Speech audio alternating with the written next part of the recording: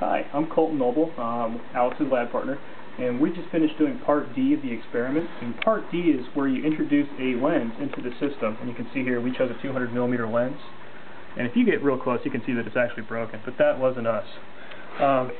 Anyway, and so what we've actually done is we've created a new beam waist, and so the beam's coming in, and it's narrowing and narrowing and widening back out.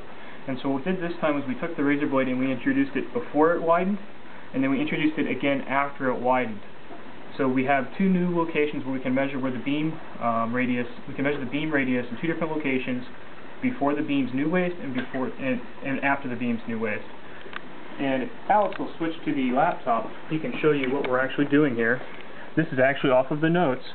And so if you look here, this is the first case where we had no lens in, and the beam's allowed to widen and widen as it propagates with Z.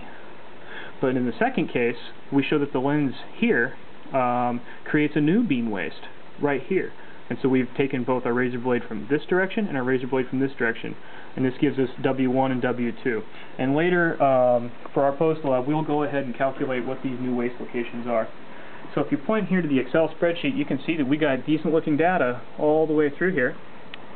We have two distinct beam radii, and so these curves look pretty good. We'll go ahead and take these curves, we'll figure out what the standard deviation is, and once we've done that, we'll use these as W1 and W2 in the classical beam profiling algorithm shown in the notes as well.